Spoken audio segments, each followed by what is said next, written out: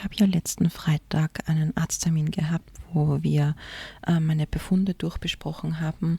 Ich hatte ja eine große Blutuntersuchung in Kombination mit einer Vorsorgeuntersuchung und da wurde auch der Harn angeschaut.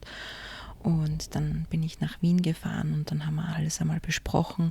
Die Ärztin hat sich eine Stunde Zeit für mich genommen und wir haben uns alles einmal zusammen angeschaut mit einem EKG und abgemessen, Gewicht und so weiter und besprochen. Anamnese hat sie erhoben. Und dabei ist eben rausgekommen, dass ich eine erbliche Krankheit habe, von meinem Großvater mitbekommen, der an einem Schlaganfall verstorben ist, nämlich das LPA. Das ist ein sogenanntes Fetteiweiß, was eigentlich nicht da sein sollte und bei mir aber in sehr hohen Mengen vorkommt. Der Maximalwert laut Laborbefund sollte bei 75 liegen, bei mir liegt er bei 234. Und das ist ein Wert, der mir mitgegeben wurde, der schon von Geburt an in dieser hohen Menge in meinem Blutkreislauf zirkuliert und sozusagen meine Gefäße belastet und in weiterer Folge natürlich auch ein höheres Herzinfarkt- bzw. Schlaganfallrisiko darstellt. Und das einmal mit 37 so eine Diagnose zu bekommen und auch dieser Schrecken, ja, der dann in mir ausgelöst wurde dadurch, mir wurde etwas mitgegeben, was gefährlich ist, wenn man das lange unbehandelt lässt. Und es hat aber irgendwie sich vorher nie jemand angeschaut. Ja. Also ich habe mich echt gefühlt, als wäre ich durch den ärztlichen, medizinversorglichen Raster gefallen, als wäre ich da die ganze Zeit übersehen worden. Und ich bin wirklich froh, dass ich da auf meine Intuition vertraut habe und gesagt habe, okay, irgendwas stimmt da nicht. Ich versuche seit Jahren, mein Übergewicht loszuwerden durch Kaloriendefizit, durch Sport und Fitness, durch mehr Bewegung im Alltag. Stress reduzieren, mehr schlafen, ja, also all das, was man sagt, das sollte man machen, Schrittzahl im Alltag erhöhen, ja. Ich bin auch damals nach der Zwillingsschwangerschaft, wo ich in so kurzer Zeit so viel zugenommen habe, zu meinem Hausarzt gegangen und habe ein großes Blutbild machen lassen und habe gesagt, ja, irgendwas muss da nicht stimmen, weil ich habe in so kurzer Zeit so viel zugenommen, ja, und dann wurden mir auch einfach nur diese Basics mitgegeben, ja, bewegen Sie sich mehr, erhöhen Sie die Schrittanzahl, versuchen Sie sich ausgewogen und gesund zu ernähren, bleiben Sie in einem Kaloriendefizit. Also diese Standardfloskeln wurden mir immer nur mitgegeben. Und auch danach, als ich mal den Arzt gewechselt habe und dort einen Hormonstatus habe machen lassen, weil mir immer wieder für mehrere Monate meine Periode ausgeblieben ist. Und nein, es kann keine Schwangerschaft sein, weil ich seit 4 Jahren keinen Partner habe und alleinerziehend bin. Also das wäre keine Option und keine Möglichkeit, die für mich bestehen würde. Und trotzdem habe ich mir gedacht, okay, irgendwas ist aus der Balance, irgendwie passt was mit meinen Hormonen nicht. Vielleicht sind auch die Hormone dafür zuständig, dass es mit meinem Gewichtsverlust nicht funktioniert. Ich habe auch der Ärztin erzählt, ich habe es immer wieder geschafft, so um die Durchschnitt 4 Kilo abzunehmen. Dann ist es stagniert und der Körper hat es automatisch wieder aufgefüllt. Und das habe ich die letzten 4 Jahre beobachtet, dass dieser Kreislauf sich immer wiederholt hat. Und ich habe mir gedacht, okay, ich gehe es diesmal anders an. Ich probiere dies, ich probiere das. Ich bin 2-mal die Woche zum Pilates gegangen, habe versucht mit Essensvorbereitung, dass ich mehr gesünder mich ernähre, dass ich schaue, dass ich ein Essenstagebuch führe, dass ich meine meine Kalorien tracke. Ich habe mich in einem Fitnesscenter angemeldet, habe das probiert, 2- bis 3-mal die Woche, morgens sofort ins Fitnessstudio zu gehen, nachdem ich die Kinder abgesetzt habe in Schule und Kindergarten.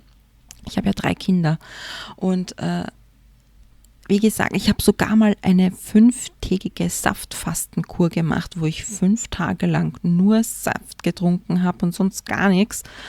Und da habe ich auch 4,5 Kilo abgenommen und danach habe ich ja richtige Fressattacken bekommen und das hat sich dann natürlich binnen kürzester Zeit wieder aufgefüllt. Dann habe ich versucht, innere Arbeit zu machen, ja, Nervensystem beruhigen, Glaubenssatzarbeit, bin dann tief in die Spiritualität eingetaucht, ja, und ich habe wirklich viel innere Arbeit gemacht und geschaut, wie schaffe ich es, einen Alltag aufzubauen, alleinerziehend mit 3 Kindern, neurodivergentes Kind plus Zwillinge, die sehr lebendig sind und viel quasseln und sehr abenteuerlich unterwegs sind und Mama, was machen wir heute und was machen wir morgen, ja. Ich habe es trotzdem versucht, immer wieder mit Selbstoptimierung, nicht Option, Selbstoptimierung, irgendwie mir den Stress rauszunehmen, einen gesunden und bewussten Alltag mir zu ermöglichen und immer optimiert und da noch ein bisschen und dort noch ein bisschen. Und ich muss euch sagen, Ende letzten Jahres war dann meine Energie ziemlich am Ende. Ich habe es dann nicht mal mehr geschafft, zum Pilates zu gehen oder Sport zu machen oder die Spaziergänge habe ich dann schon wieder angefangen. Genau, ich kann mich erinnern, im Jänner habe ich mit meinem YouTube-Kanal begonnen und dann habe ich die Walk-and-Talks begonnen im Schnee. Genau sowas. So habe ich dann wieder zurück in die Bewegung gefunden, dass ich meine Spaziergänge gemacht habe. Genau, aber ich bin dann trotzdem nicht mehr regelmäßig ins Pilates-Studio gegangen, obwohl ich noch einen aufrechten 10er-Block hatte. Und ich habe einfach gemerkt, ich brauche mehr Ruhe als sonst. Ich möchte nicht extra in der Früh den Stress haben und nach Tulln fahren. Und es war so wirklich so eine Zeit der inneren Einkehr, mehr auch so der Isolation, des Zuhause-Seins, mehr dieses Gemütliche, ja. Und mich hat dann schon langsam voll die Motivation verlassen und auch der Glaube und das Vertrauen, dass ich es jemals schaffen würde, abzunehmen. In den letzten Jahren, also eigentlich seit Geburt meiner Zwillinge, meine Zwillinge sind jetzt 6 Jahre alt und kommen im September in die Schule, und seit der Geburt, und ich hatte auch während der Schwangerschaft Diabetes und musste da wirklich ganz genau schauen mit Messen und Blutzucker schauen und gesund ernähren. Ich habe da wirklich nur 11 Kilo zugenommen in der gesamten Schwangerschaft. Gut, die sind halt auch 11 Wochen zu früh gekommen, also war es keine volle Schwangerschaft. Aber da habe ich von der Geburt meiner Zwillinge bis jetzt habe ich noch einmal in den letzten 6 Jahren, kann man sagen, 16 Kilo zugenommen.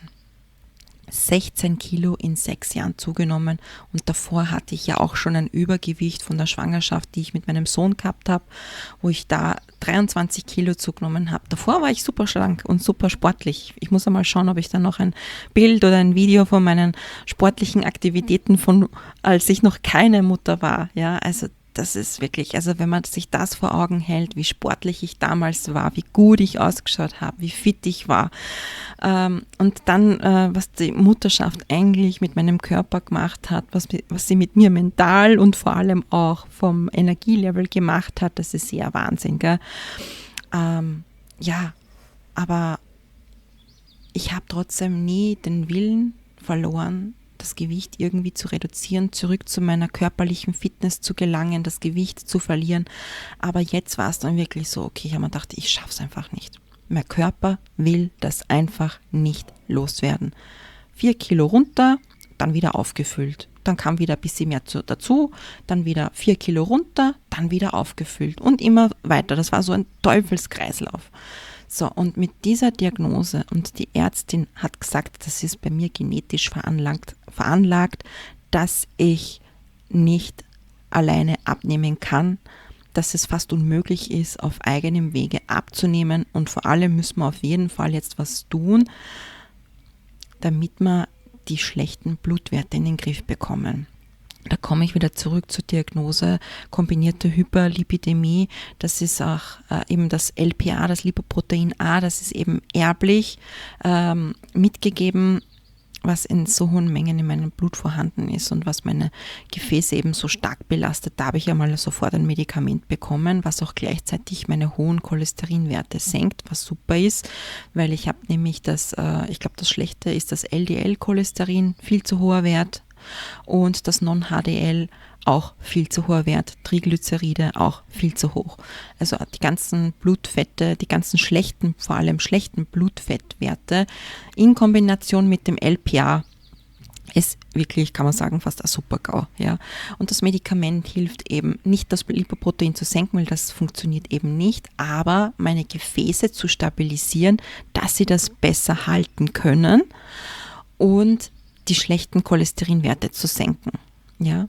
Gut, da bin ich ja mal froh, dass ich jetzt das für mich bekommen habe, dass mir das hilft. Und zusätzlich habe ich auch eine Therapie mit der sogenannten Abnehmspritze begonnen. Ich habe mich aber im Vorfeld, ich habe mich sicher viele Monate davor schon damit beschäftigt. Man dachte, nein, viele haben so über die negativen Nebenwirkungen berichtet und ich hatte dann voll Angst davor, weil ich mir gedacht habe, ich bin ja alleinerziehend, wenn ich da jetzt wirklich ausfalle und es mir so schlecht geht, wer kümmert sich um meine Kinder? Wer hält unseren Alltag, unseren turbulenten und sehr herausfordernden und fordernden Alltag aufrecht? Ja, weil mein Sohn ist neurodivergent, der muss regelmäßig zu seinen Therapien und Arztterminen, weil der nämlich auch dauerhaft Medikamente nimmt. Meine Tochter ist nierenkrank, die hat auch regelmäßige Untersuchungen in der Nierenambulanz. Also ja, deswegen habe ich das immer dann gleich verworfen, wo ich mir dachte, boah, das wäre schon cool, Hilfe zu haben beim Abnehmen. Und jetzt, wo ich dann so verzweifelt war und auch eben die Motivation verloren habe, dass ich sie alleine schaffe, habe ich mir gedacht, okay, gut, ich muss mir jetzt wirklich Hilfe holen. Ich schaffe es nicht alleine. Das Übergewicht belastet mich. Ich habe einen Bewegungsdrang. Ich bin gern mit meinen Kindern aktiv und unterwegs. Und wenn wir dann mal länger unterwegs sind, dann habe ich am nächsten Tag geschwollene Füße. Mir tun die Füße weh, die Fersen tun mir weh. Oftmals war es dann auch so, dass meine Hände geschwollen waren. Und es hat mich total belastet, dass ich habe mich innerlich noch fit und jung wie früher gefühlt, so wie ich früher vor der Mutterschaft eben viel Sport gemacht habe.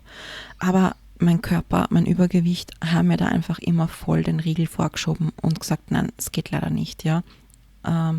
Und das hat mich auch mental richtig runtergezogen, dass ich mir gedacht habe, okay, ich schaffe es nicht alleine, ich muss mir da jetzt wirklich auch bei der Gewichtsreduktion Hilfe holen. Und das hat mich auch motiviert, dass die Ärztin zu mir gesagt hat, das ist bei mir erblich, nicht nur eben diese schlechten Blutfettwerte, dass mir das eben mitgegeben wurde von meinem Großvater, sondern dass mir das Abnehmen auch eigentlich dadurch ja sehr, sehr schwer fällt und das alleine fast gar nicht möglich ist, auch weil meine Cortisolwerte zu hoch sind. Was passiert dann, wenn man zu viel Stresshormone im Körper hat? Die Leber produziert einfach noch mehr Fett. Also ja, das ist dieser Teufelskreislauf. Ja. Und vor allem meine Serotoninwerte, das ist das Glückshormon, aber auch gleichzeitig das Hormon, was deine Grundenergie bestimmt, ja, also welches Energielevel du von Haus aus hast, ja, viel zu niedrig. Also der wünschenswerte Wert wäre so zwischen 160 und 200, bei mir lag er bei 46. Und ich habe mir gedacht, okay, ich fühle mich aber überhaupt nicht depressiv oder demotiviert, sondern ich bin eigentlich ein sehr fröhlicher, lebenslustiger Mensch und bin sehr optimistisch immer, egal welche Herausforderungen da sind. Ich gehe eigentlich immer sehr lösungsorientiert und optimistisch ans Leben heran, kann man sagen, an jede Herausforderung. Und das, was mein Körper aber klugerweise gemacht hat, und da muss ich wirklich klugerweise sagen, weil ich hätte nämlich auch in eine Depression rutschen können oder in eine Alkoholsucht oder was auch immer, ja, der hat sich einfach versucht, einerseits wahrscheinlich Glückshormone zu produzieren durch süßes Essen. Ich habe immer gedacht, ich bin eine Naschkatze, aber nein, das waren meine niedrigen Serotoninwerte. Und zusätzlich natürlich diese Energielosigkeit, diese chronische Erschöpfung, die ich in den letzten 4 Jahren erlebt habe, was ich nicht wegbekommen habe. Ich habe mir gedacht, okay, ich brauche einfach einmal eine Zeit lang eine Pause. Ich brauche Ruhe. Ich war auch krankgeschrieben, weil ich so massiv unter Schlafproblemen gelitten habe, dass ich mehrere Monate eine Insomnie hatte, also komplette Schlaflosigkeit. Da hat mich der Arzt dann auch ein paar Monate krankgeschrieben und zu Hause lassen, weil es ist einfach immer dieser erhöhte Stress, den ich im Alltag gehabt habe, das hat mich dann einfach auch komplett in die Schlaflosigkeit geführt und das hat meinen Cortisolspiegel halt wirklich massiv steigen lassen und wenn man permanent so viel Stress in sich trägt, man weiß ja dass Stress total ungesund ist, aber das hat eben auch meinen Serotonin-Level in den Keller getrieben, weil zu viel Stress, zu wenig Glück, zu wenig schöne Momente, zu wenig Glücksgefühle, ja, und dann ist man natürlich auch grumpy im Alltag, ja, und dann war das Nervenkostüm oftmals sehr, sehr, sehr überreizt, ja. Und dann hat man eben auch oftmals diese Schuldgefühle als Mama, ich bin so eine schlechte Mutter und warum habe ich heute wieder so auszucken müssen oder warum habe ich jetzt wieder mit den Kindern so schimpfen müssen, ja. Es ist anders gar nicht möglich mit solchen Werten. Und da muss ich mir auch selbst und allen Müttern da draußen, die das vielleicht gerade hören, auch einmal einen Schulterklopfer geben. Wir machen so einen tollen und schwierigen Job und oftmals vergessen wir uns selbst dabei. Ich sehe es ja selber, was die Mutterschaft alles mit mir gemacht hat, ja, mentale Struggles, körperliche Struggles, ja, Periode weg, Haarausfall, schlechte Haut, Schlafprobleme, Schlaflosigkeit, ja, und genau, und diese zwei Systeme, sage ich einmal, diese Hormondisbalance, zu viel Cortisol, zu wenig Serotonin. Mein Körper hat versucht, durchs Essen sich glücklicher zu fühlen, aber auch den Energielevel anzuheben. Und das habe ich die Woche extrem gemerkt. Ich habe direkt bei der Ärztin meine erste Spritze mit Mounjaro bekommen. Ich habe mich nicht für Ozempic entschieden. Ich habe mich, wie gesagt, vorab im Internet erkundigt und recherchiert, mit welcher Abnehmspritze man die besten Chancen hat auf einen guten Gewichtsverlust. Ich habe mich dann für Mounjaro entschieden. 2,5 Milligramm bekomme ich jetzt im ersten Monat. Jede Woche eine Dosis. Und das macht einfach, dass du weniger Hunger hast. So, und anders wäre es eben mit diesen schlechten Werten nicht gegangen abzunehmen, weil ich sonst immer wieder in Fressattacken verfallen wäre. Und das hätte meine Cholesterinwerte, wie gesagt, nur noch mehr angefeuert, die schon so schlecht sind. So, jetzt habe ich eben etwas zum Cholesterin senken, Blutgefäße stärken und etwas, was den Hunger in Schach hält. Aber was ist mit meinem Energielevel passiert? Der ist einmal komplett in den Keller gerasselt.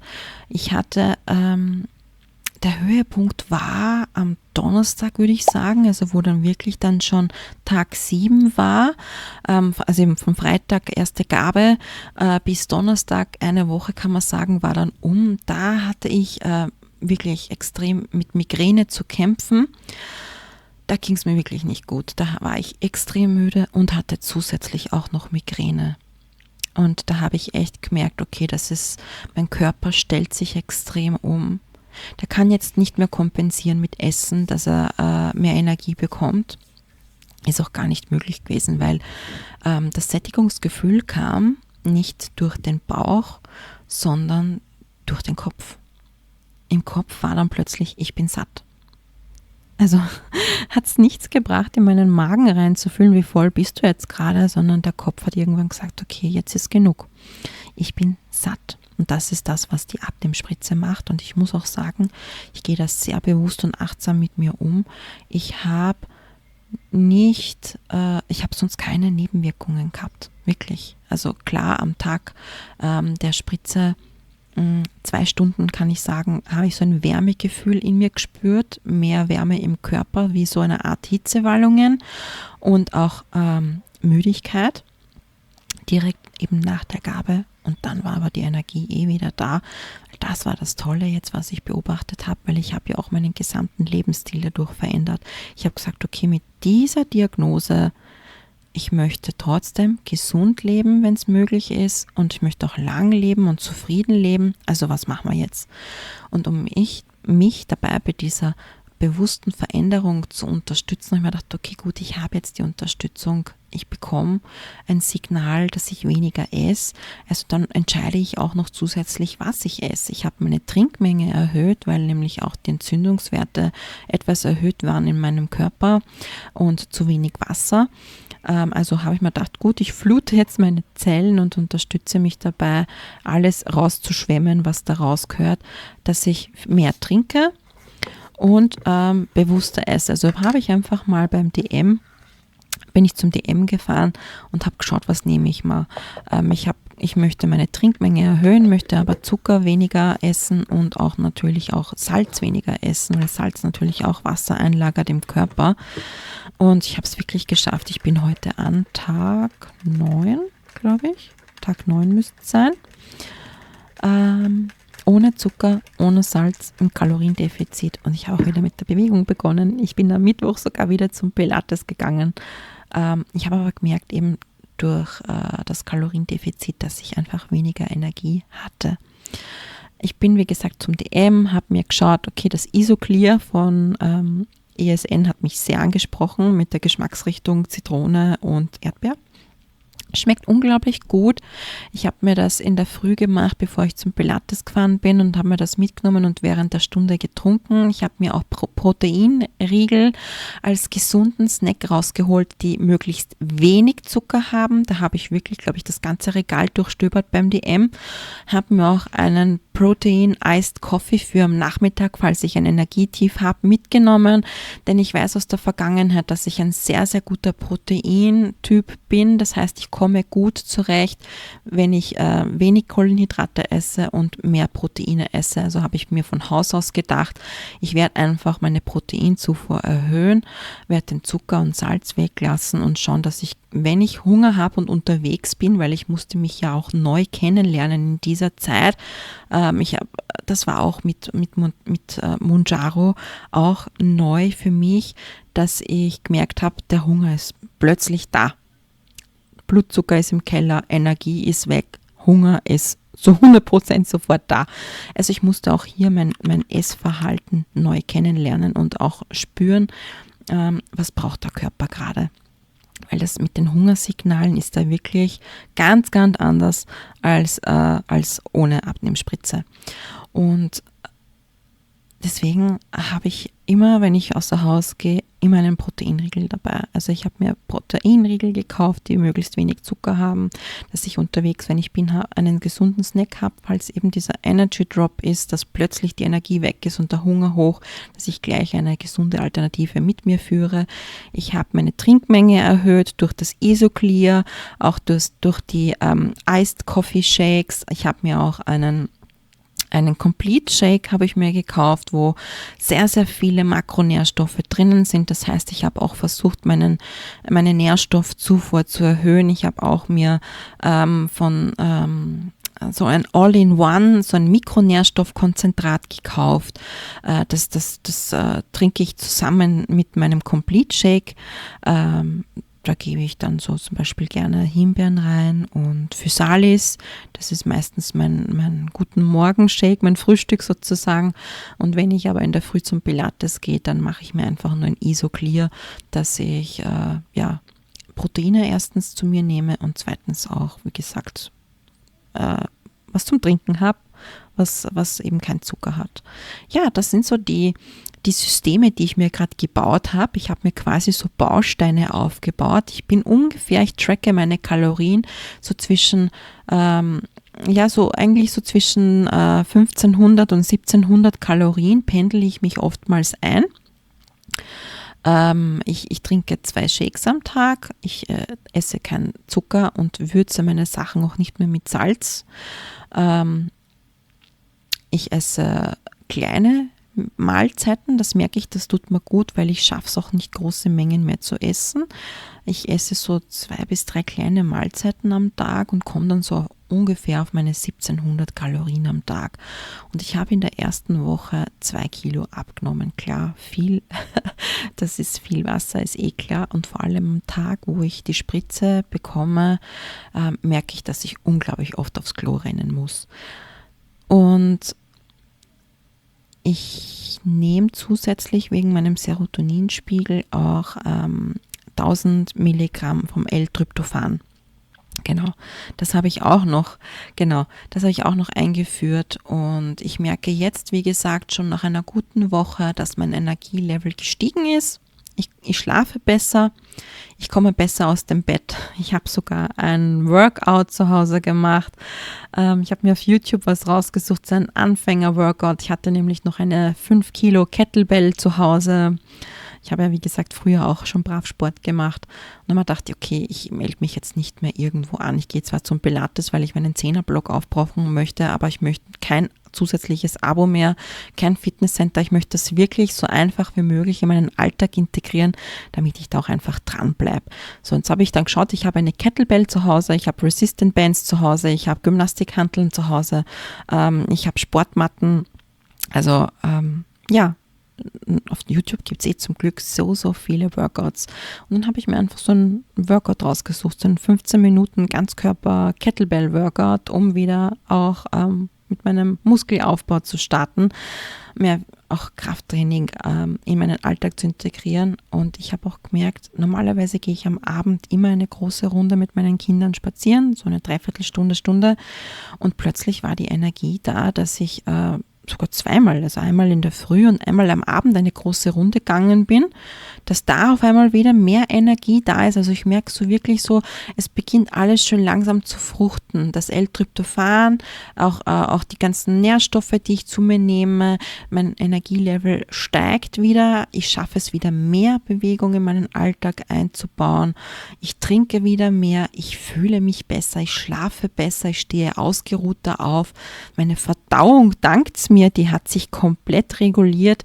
Ich meine, ich hatte zum Glück eigentlich immer eine ganz gute Verdauung, aber dadurch, ich glaube, dass ich mir so Bausteine und Routinen aufgebaut habe, hat sich bei meinem Darm auch eine Routine eingestellt, dass es jeden Tag zur gleichen Zeit, dass ich da aufs Klo muss.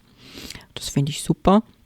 Also ich merke insgesamt schon nach einer Woche, nach einer guten Woche, nach 9 Tagen, wie viel besser mir es geht. Diese Routinen, die Hilfsmittel, das hilft mir extrem, da dabei zu sein und auch die Zahl auf der Waage, die runtergeht. Schon langsam baue ich auch wieder ein Vertrauen auf, dass es dieses Mal wirklich klappen könnte, weil ich war schon so verzweifelt. Ich habe das Vertrauen komplett verloren, dass ich es jemals schaffen werde, das Übergewicht loszuwerden. Ich habe früher 40 Kilo weniger gewogen als jetzt und das macht schon etwas mit einem. Ja, das macht schon wirklich was mit einem. Und dann möchte ich auch gerne ein Shoutout an alle Mütter da draußen aussprechen und an alle, die sich vielleicht auch nicht gut genug fühlen, die gerade vielleicht auch mental strugglen mit ihrem mit ihrer Body Confidence strugglen. Ihr seid nicht alleine. Es gibt vielleicht viele Menschen, die im Stillen Kämmerlein vor sich hin leiden, das in sich tragen, das runterschlucken und keiner davon weiß und sich dabei deswegen so schlecht machen und schlecht fühlen. Und ich habe auch lang gebraucht, um mir Hilfe zu holen. Ich bin froh, dass ich es jetzt gemacht habe, denn alleine hätte ich es nicht geschafft und das ist aber keine Schwäche, sich das einzugestehen. Wir arbeiten trotzdem hart für unsere Familie, um alles am Laufen zu halten. Wir geben alles, wir stellen uns immer hinten an, die Kinder sind immer an erster Stelle und das muss man auch anerkennen.